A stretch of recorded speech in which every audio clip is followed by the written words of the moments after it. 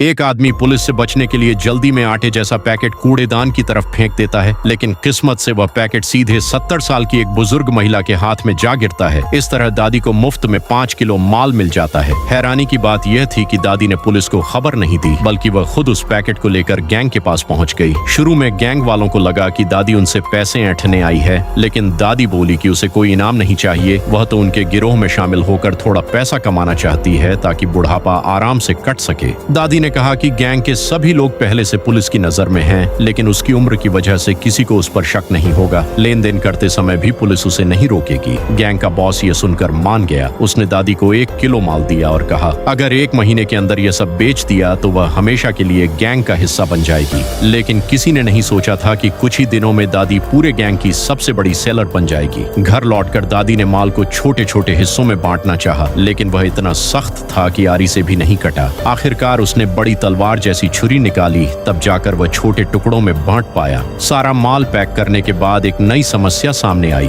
दादी को इसकी कीमत ही नहीं पता थी। मजबूरी में वह अपने दामाद के पास गई, जो पुलिस स्टेशन में काम करता था। सीधे पूछना खतरनाक था, इसलिए उसने बहाना बनाया कि वह उसके काम के बारे में जानना चाहती है। दामाद उसे रिकॉर्ड रूम में ले गया और फाइल दिखाते हुए बोला, यह बहुत महंगा माल है, इसकी कीमत करीब 2 से 2.5 लाख यूरो तक हो सकती है। कीमत पता चलते ही दादी तुरंत काम पर लग गई। वह भीड़-भाड़ वाले स्टेशन के बाहर जाकर माल बेचने लगी। उसकी उम्र का फायदा हुआ और कुछ ही समय में सारा माल बिक गया। जब दादी पैसे लेकर गैंग के बॉस के पास पहुंची तो वह दंग रह गया। उसे विश्वास ही नहीं हुआ कि दादी ने कुछ ही दिनों में सब बेच डाला। बॉस समझ गया कि दादी कोई साधारण औरत नहीं है। इस बार उसने उसे पहले से भी बड़ा पैकेट दे दिया, लेकिन जैसे ही दादी गैंग के ठिकाने से बाहर निकली, एक पुलिस डॉग सूंघते हुए उसके पीछे पड़ गया। घबराकर दादी भागने लगी, लेकिन वह भला पुलिस के कुत्ते से कैसे बचती। कुछ ही सेकंड में कुत्ते ने उसके बैग को पकड़ लिया। ऐसा लग रहा था कि अब सब खत्म हो जाएगा। तभी उसका दामाद समय पर पहुंच गया और स्थिति संभाल ली। वह दादी को सुरक्षित घर तक छोड़कर भी आया। इसके बाद दादी रोज भीड़-भाड़ वाली जगहों पर जाने लगी। जहां लोगों की आवाजाही ज्यादा होती थी, वहां माल बेचना आसान था। धीरे धीरे दादी पूरे इलाके की सबसे बड़ी सप्लायर बन गई, लेकिन उसकी सफलता से बाकी गुंडे जलने लगे। उनका माल बिकना बंद हो गया था। आखिरकार ईर्ष्या में आकर उन्होंने दादी को बुरी तरह पीटा और उसकी सारी कमाई लूट ली।